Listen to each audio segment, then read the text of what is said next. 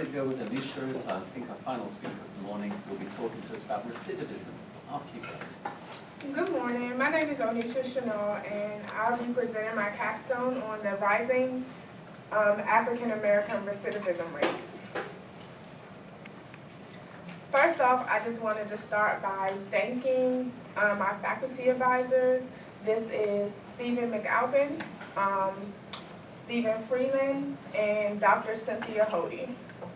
Also, I want to thank my family and friends for working with me through this. It's been a long process. So, I just want everyone to take a second and use your imagination. I want you to take a deep breath and free your mind. Imagine you're a teenage African American boy. You live in a 2-bedroom apartment with 3 other siblings. As much as you want to be a child, you have to grow up pretty fast. The family focus is not on you because you're supposed to be the man of the house now. What do? Who are you? And who is left to show you the way? The village. The village, they say. We're raised by the village. So, who do you choose to be your role models? Who influences your life? These people may be a positive influence or have a negative influence. Now, this may sound like a extenuating circumstance, but this is something that's very common in the African American low-income community. So I ask, why are juvenile recidivism rates in the African American community rising? I just wanted to give some background information. This is a literature review. I focus in on the Southeast Washington, D.C. and Anacostia region. And this is because this is a region that I'm very familiar with. It's very low income, African American community, and it is down by the White House, but once you travel through this community, you can see that the scenery changes. Who am I writing to? I'm writing to the rehabilitation programs. These are court-appointed organizations and nonprofit organizations.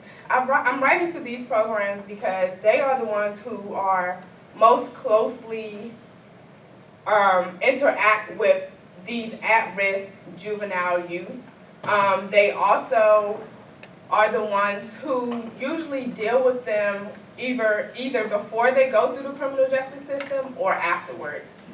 And lastly, over the summer, I participated in at the Coalition for Juvenile Justice, and this is a nonprofit organization, and they work with at-risk youth, and they also work to change legislation to help better the laws for these low-income communities.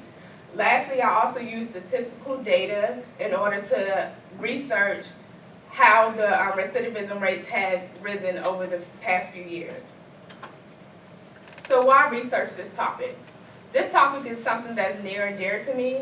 I am someone who comes from the low-income African American community. I have family and friends that is a part of this community, and this is something that I look forward to changing as in the future. So, what is recidivism?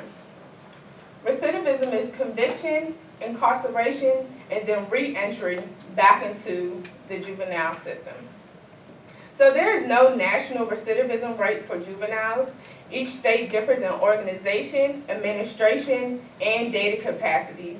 Therefore, these differences influence how states define, measure, and report recidivism rates. Each year, each state has to send in their recidivism rates, their crime reports for juveniles, for adults, and so on. So, the rate of recidivism in Southeast Washington, D.C. Back in 2010, the percentage of juveniles recidivating was about 23%. Now, the percentage has risen to more than 40% of juveniles. So here you see is my concept map. These are in pink. You see the main disciplines that I use, which are sociology, psychology, social work, and political science. In purple, I have some of the main ideas from these disciplines. And then leading in blue are some of the things that branch off from these disciplines. Now I'll go more in depth for each discipline, and then I'll show you how they all integrate and work together.